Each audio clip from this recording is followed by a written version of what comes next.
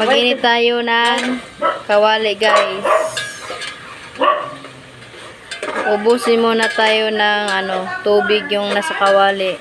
Pagkatapos nito, lagyan natin ng mantika. So guys, naubos na yung tubig, lagyan natin ng mantika. Nasa babaw sa bagi.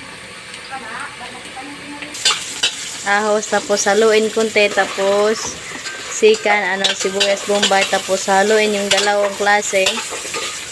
Pagkatapos guys, ito, karning baboy, ilagay natin guys, karning baboy.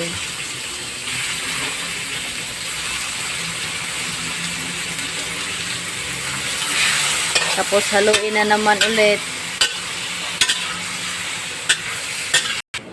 Simpleng ginamay lang to guys. Kung sinong makatingin itong video, subukan nyo guys.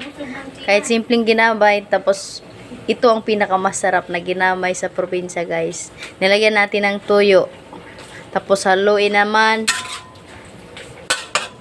Hinalo ng masyado guys. Ito guys, hinalo pa rin. Lulutuin muna yung karne guys, tapos lagyan natin ng next procedure. Tingnan nyo na lang, hindi muna ako magsalita. Kumukulo na guys, oh. Kumukulo na siya guys. Tapos lagyan natin ng isang cup na tubig.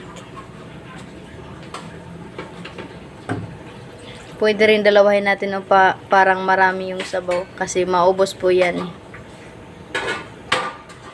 Pakuluin muna natin ulit guys yung tubig na nilagay natin. Haluin muna konti. Kumulo na siya ulit guys. Tapos haluin na naman ulit. Kapag luto na tong baboy guys, ilagay natin yung ibang yung panlagay. Lagyan natin ng atsal guys. Kahit isa lang guys, pwede na yan. Panglamas. Ilagay na natin yung patatas at saka carrot guys.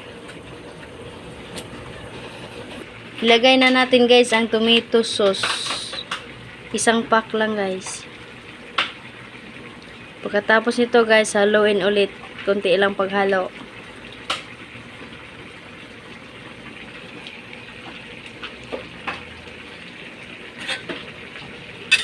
Haluin natin guys.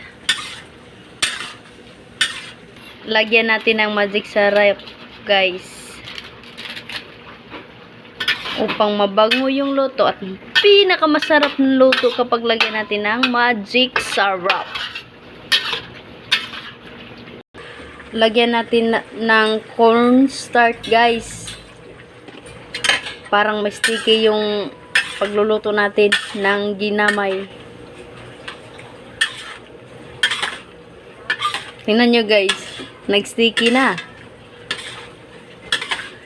O, ang lapot-lapot niya guys kapag lagyan natin ng cornstarch guys. Cornstarch.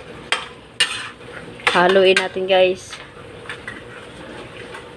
Sa wakas guys, naluto na din ang ginamay natin guys. Tingnan nyo guys, oh. Ang sticky-sticky guys. Ang sarap-sarap. Ang bango-bango guys. Subukan nyo to guys. Magluto din kayo guys.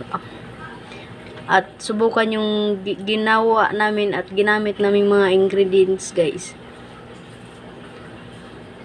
Thanks for watching guys.